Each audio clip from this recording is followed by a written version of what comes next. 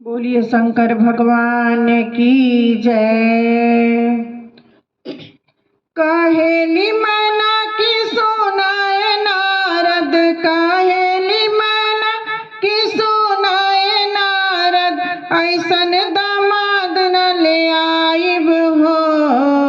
एह अड़भंगिया से गौरा दुलारी के हम ना बियाह करवाइब हो।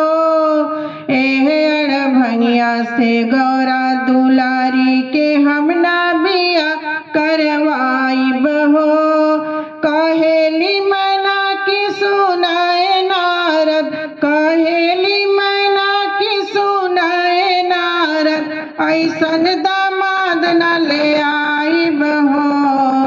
एह अड़भंगिया से गौरा दुलारी के हम ना बियाह करवाइब हो।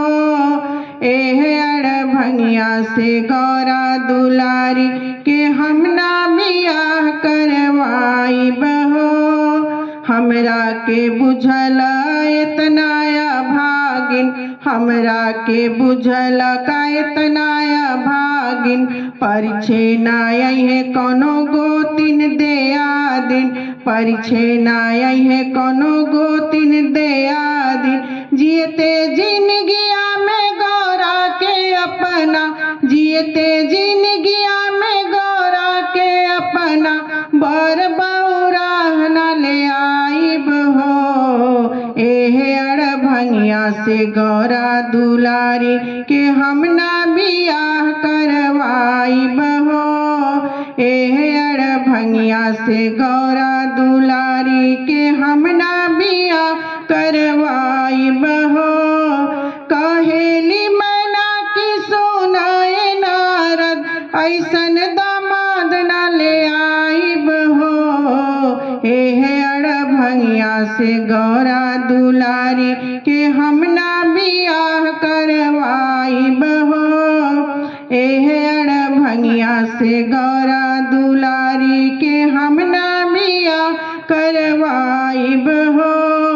बड़ी सुकुमारी प्राण से प्यारी, बड़ी सुकुमारी प्राण से प्यारी, एक ही गो बाड़ी बिटिया हमारी, एक ही गो बाड़ी बिटिया हमारी।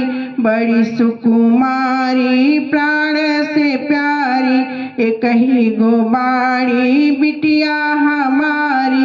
तोहसे न सपरी त खोल के बतावा, तोहसे न सपरी त खोल के बतावा, दूसरा से बार खोजवाइब हो।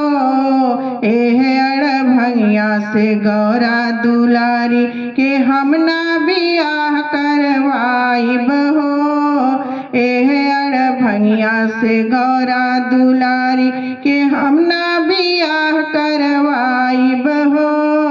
कहेली मैना की सुनाए नारद, कहेली मैना की सुनाए नारद, ऐसन दामाद न ले आइब हो। एह अड़भंगिया से गौरा दुलारी के हम ना बियाह करवाइब हो। एह अड़भंगिया से गौरा दुलारी के हम ना बियाह करवाइब हो।